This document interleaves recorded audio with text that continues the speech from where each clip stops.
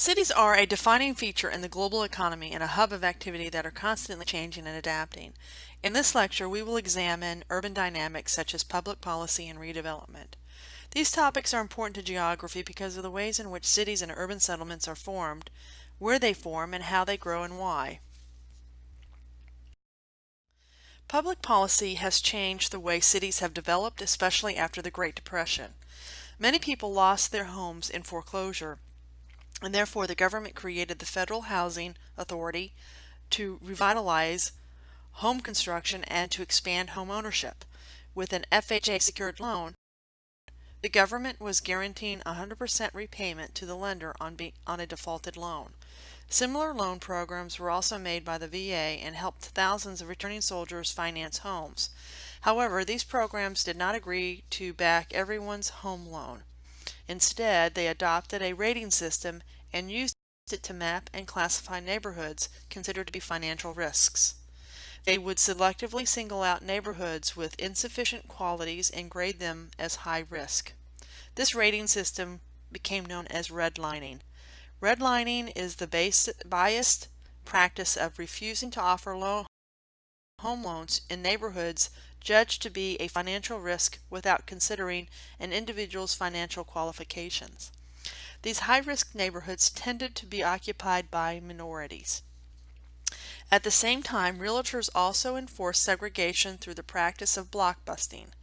Blockbusting is the practice of using scare tactics and panic selling to promote the rapid transition of a neighborhood from one ethnic or racial group to another.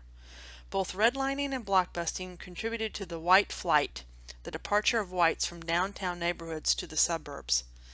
These practices enforced a pattern of residential change and segregation that is often still visible today. For example, between 1930 and 1960, the population of St. Louis dropped from 822,000 to 750,000 and to 318,000 today. By 1980, St. Louis has become one of the most segregated cities in the U.S. The St. Louis metropolitan area crosses the Mississippi River and incorporates parts of neighboring Illinois.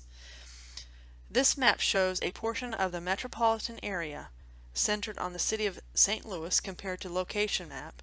Notice the separation of racial ethnic groups at the census tract level.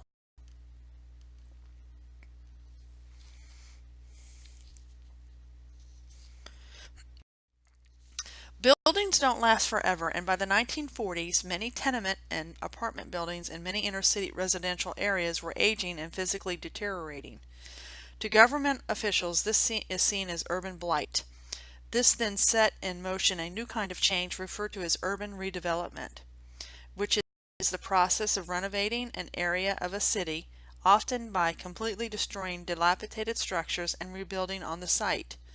Government officials can evoke a procedure called eminent domain when property has been classified as blighted.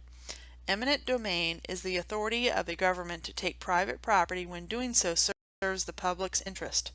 When this occurs, the government must pay the owner market value. Another approach to blight is rehabilitating the structures instead of bulldozing them, called gentrification. The photos at the bottom show before and after gentrification of the same area. Gentrification refashions the urban landscapes in ways that are often visually and aesthetically appealing.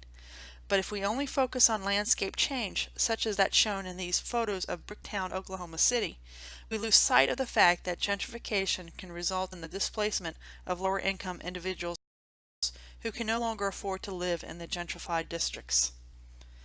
Finally, sprawl, as shown in the top photo, is another process that transforms urban landscapes. Sprawl occurs when the rate at which land is urbanized greatly exceeds the rate of population growth in a given period of time.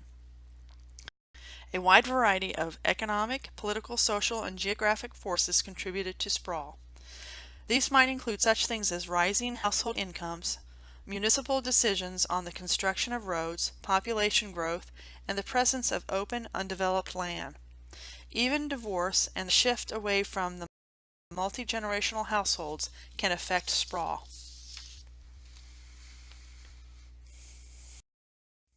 Please pause the video and answer the following. Describe why redlining and blockbusting are discriminatory practices. In your own words, using the text as a guide, be thorough and specific with your answer.